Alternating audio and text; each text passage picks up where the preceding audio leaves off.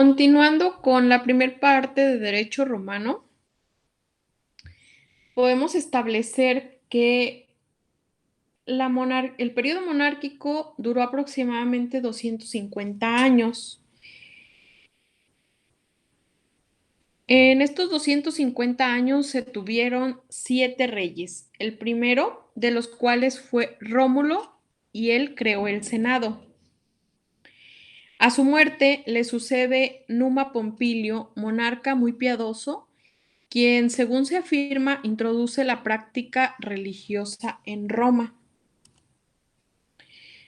Los siguientes monarcas fueron Tulio Hostilio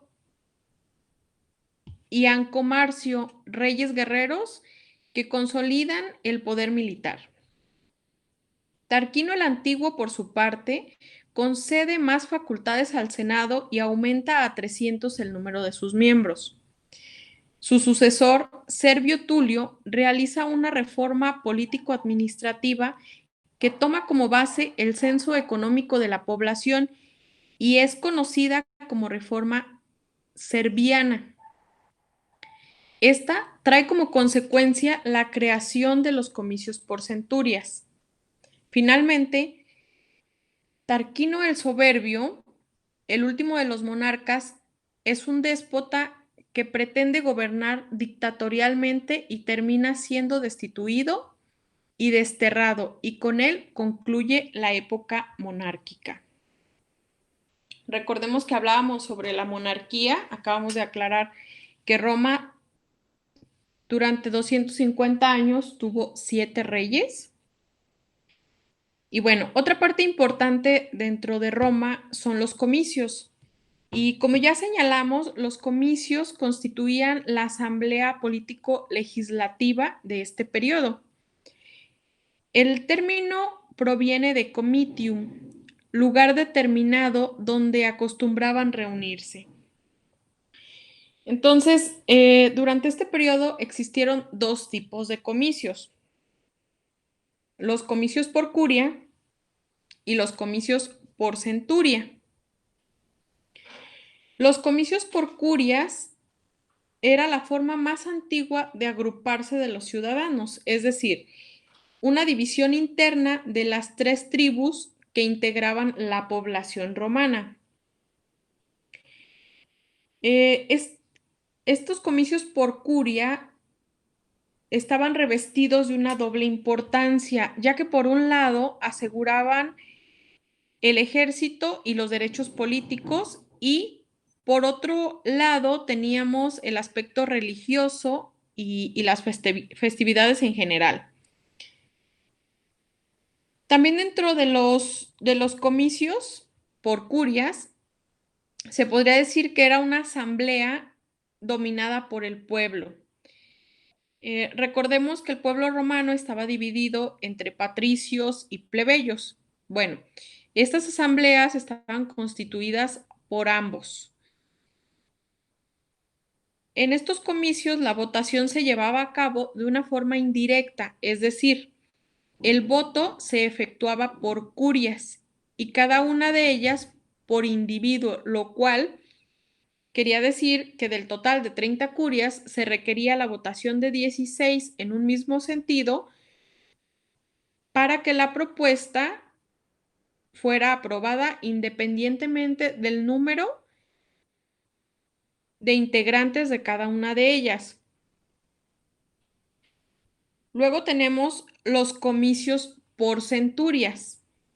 El crecimiento de Roma, como ya lo mencionamos, con Servio Tulio, que fue quien llevó el censo económico de la población, llevó a hacer necesario la generación de una reforma administrativa. ¿Qué quiere decir esto? Bueno, que la población tuvo que reagruparse de la siguiente manera. Los individuos que poseían más de 100,000 haces se agruparon en 80 centurias y estas se denominaron de primera clase. Los que tenían más de 75,000 haces, pero menos de 100,000, constituían 20 centurias y estas eran la segunda clase. Aquellos que disponían de más de 50,000 haces, pero menos de 75,000, se congregaron en otras 20 centurias formando la tercera clase. Y quienes poseían más de 250 haces, pero menos de 50,000, integraban otras 20 centurias que formaban la cuarta clase. Finalmente, tenemos la quinta clase, que estaba compuesta por aquellos individuos que tenían más de 10,000 haces, pero menos de 25,000, y estos se agruparon en 30 centurias. Además, existían 18 centurias formadas por caballeros, independientemente de la fortuna que sostuvieran, y ocupaban una posición en lo más alto de la pirámide social por este simple hecho. Entonces, estas 5 centurias más la centuria de los caballeros formaban una división poblacional de más de 193 centurias.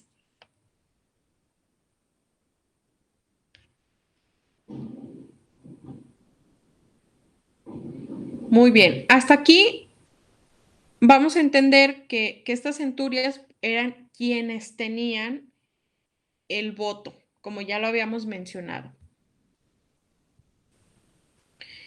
Dentro del derecho romano, también vamos a entender que existía el Senado.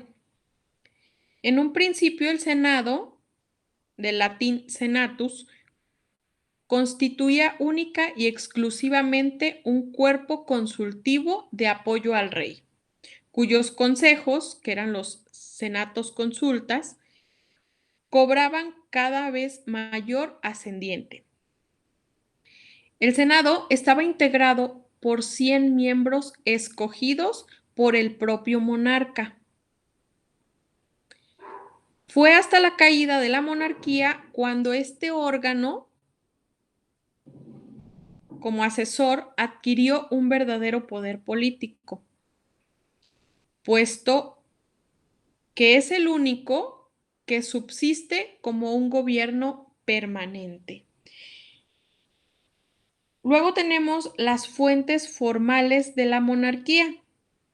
Nos dice el autor que en este periodo las fuentes formales fueron la costumbre de los antepasados y también se tiene los llamados papiro públicos.